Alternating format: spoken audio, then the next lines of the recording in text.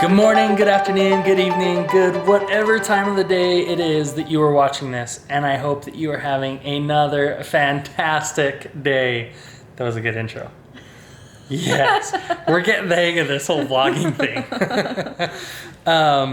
But it is the end of National Infertility Awareness Week, and you guys have posed some questions to us. And just because it will no longer be this week, you are more than welcome to ask any questions you guys have. We are an open book.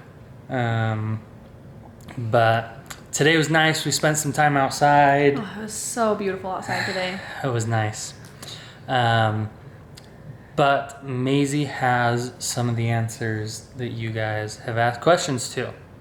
Yeah, so we got a lot of really good questions. A lot of you asked very similar questions, so I'll do my best to basically kind of group those similar questions into the same area, if that makes sense. But so the very first question we got asked was, how long were we trying to conceive before we went and saw a specialist? So we were trying for a year before we went in to see our doctor at UFC, which is Utah Fertility Center. And most fertility clinics won't even see you until you've been trying for a year. And we had decided to do that because this was another question, was why did we decide to? We decided to do that because I had found out from my OB not too long before that I don't ovulate.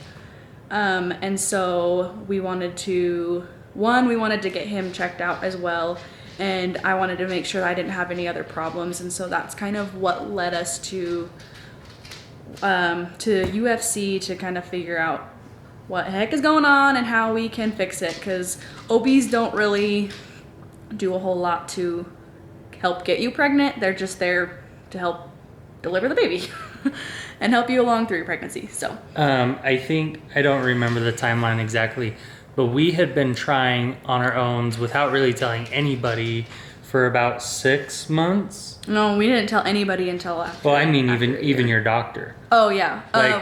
We just pulled the goalie. We had pulled the goalie, and then after about 6 months is when I finally went in, and I was like, hey, because I had heard previously that like it can take anywhere between 6 months and a year to even get pregnant sometimes for a lot of people, especially when you've been on birth control. I was on birth control for a really long time.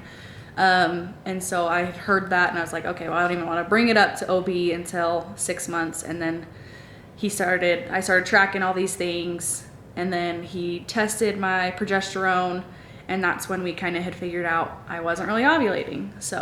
And so that's when we went on Clomid. We did three rounds of Clomid. So that was around 9 months, I went back in, tested my progesterone again, still wasn't ovulating. And so at that point, my OB was like, okay, I think let's do another round or so, but I think you might need to consider maybe seeking out a specialist. And so that's kind of what led us to that route. So it did all start with the OB. It wasn't... Yes. We didn't jump straight into it and be like, oh, we haven't got pregnant, let's go to a specialist. An OB can help do some beginner stuff. Basic stuff. Clomid to make you ovulate, and if the guys swimmers are working and everything, then that can be very successful. Yeah, we definitely, we didn't have to go to the fertility clinic to get him tested, but we just figured we're already there and they do it. So we will, but we had definitely talked about just going to a urologist to get him tested, because if I would have been fine, we would have just gone to a urologist just to make sure he was okay. But we were already at the clinic, so we figured might as well. Yep. So another question we got was, how many IUIs did we do, or did we do any IUIs before we did IVF? And the answer is yes. We did 2 IUIs. Which a lot of people might think, oh, that's not very many, but for our situation and us talking about it and a lot of consulting with our actual fertility doctor, we had decided together, the 3 of us, that after the second round failed, that it would be best for our situation to move forward with IVF. A part of that went into money as well. Yeah. They were, for us, the clinic we were going to, my insurance from work didn't cover any infertility treatments. And so when we first went in there, we did a couple IUIs, and they were $1,000 a pop. And so, and we had priced out IVF at that point just because we didn't know what the future looked like. So we were kind of weighing all our options and trying to figure out what we were going to do. And basically it came back, it's going to cost about $15,000. And so at that point it was like, we don't just have 15 grand laying around. What are we going to do? So after 2 of them failed, we talked with Dr. Conway, and she was like, honestly, you are more than welcome to try another one. The odds of it not working We're pretty high. were pretty high, and so it's like, With our situation. Now, just Right. mind that, like, everybody's fertility journey is very different, and everyone's situation is very different. So for our situation, like, she did not have high hopes that an IUI would work. And we Right. didn't feel like wasting another $1,000 or $2,000 or $3,000 on doing multiple more IUIs when we could just save it and move forward with something a little bit more aggressive and has a higher percentage of working. right. So that's when we got into IVF. And honestly, the money portion is why it took us so long to get pregnant.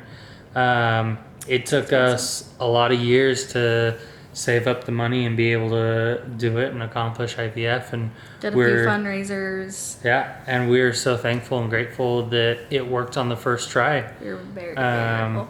The most expensive part of IVF is the egg retrieval and making the embryos, and then it gets fairly reasonable, if you can say that, for implanting the embryos afterwards. And so Yes. if it didn't work the first time, it's much less of a financial hardship to be able to do it again, or when we go back to have another kid, finances will be much easier at that point. Of course, there are a bunch of different, and since we're talking about this, I did get a question on how expensive IVF is. And there are so many different stages of IVF. Like we did a very basics, it's like the smallest tier, but we had to add something on top of it because we had also male factor issues. My swimmers swim in circles. Considering that he was a swimmer in high school, it's kind of funny. Right. But so we had to add something that's called ICSI, which is basically, so normally when they do IVF, they'll take the egg and the sperm in a petri dish and kind of make the sperm swim on their own. But because we have male factor issues as well, they actually inject the sperm into the egg to basically kind of force fertilize to make the embryos. Crazy. So, and that cost an additional like $2,500 for that. Yeah. So I think the base version, I think it was around like 10. It was closer to 10 or 10 or 11-ish. that's what we paid, right? What? Just for the IVF, right? Because on top of the IVF procedure that you have with the clinic, there's also a whole bunch of medications. And those are separate, which Yes. is sucky. And that cost about $3,000 itself. So I think it was closer to 4. was it 4? Either about 3,000 or 4,000, but depending on the medicines, because that's the other thing that you have to factor into IVF is that it can totally depend on brand medication and what kind of medication and how much medication that your doctor wants for your situation. So for us, it was around, I guess, $4,000. Plus we had the ICSI that we had to add. So we were close to around, I think, $15,500 out the door. Yep. So, which is a lot. So it depends on your situation, and it depends on how in depth with the IVF you want to go, because even after the embryos are made, you can go even a step further and pay even more and get all the testing done on the embryos. You can find out the gender, you can find out if you have any chromosomal issues, and that can rack up the price up to $30,000, I've heard. So kind of depends on how far in depth you really want to go. But it's definitely not cheap, but I will say this over and over. After having Berkeley, I would 100% pay it all again. Yes. Like, it was totally worth every penny. She's worth every penny. So I think those were pretty much... I had one other question. Oh, there's one more. The other question was, oh goodness, what is the best way to support a friend struggling with infertility? This one is kind of a big one, I guess. This one almost requires its own video. Yeah, but I will go a little bit into depth. The best thing that you can do for a friend that is struggling is to just be there for them and offer to be a shoulder to cry on and an ear, for listening. Because this is such a hard and emotional process, and even like months and months going through and just seeing negative test after negative test, like it really weighs on you. And one of my very, very best friends, she's the one that does all my hair and lashes and stuff, she's the one that I would literally just call on the phone or Marco Polo and just cry. Like, I wouldn't say a single word and I would just cry, and she was just there to just say, I'm so sorry, I'm here for you. She would give me big ol' hugs, and honestly, that's the best thing that you can do. I will say there are a few things that you shouldn't do. All the cliche, it's gonna happen when it happens, that is not something. Don't say any of those things. Unfortunately, we know, the thing is that we know all those things. Like, we know that eventually it's going to work out. We know that it's going to be okay. We know that we're going to get through it. We know all of those things. We don't want to hear them. And I know that might sound a little harsh, but that's the last thing that we want to hear. We literally just want somebody to look at us and say, I'm so sorry, and give you a hug. That's really all I wanted. And I'm only speaking for myself, but I have talked to some other friends that have gone through this as well, and they said honestly the best thing is when somebody just hugs them and just lets you cry or let you vent, or any of those things. So honestly, that's what I would say. It's just be there for them, give them a hug, tell them you're sorry, and you can very kindly ask if there is anything you can do, even if it is just, if they want to call you at 3 a.m. to just cry or vent or whatever, send them some crumble cookies. Yeah, send them some cookies, whatever it is. But definitely just be a listening ear. That's the best thing you can do. And it's okay to ask questions, or at least Totally. It was in our case. Yes. Same thing. Not everybody's as open as we are. And that's the but thing. it's okay to ask if you can ask them questions.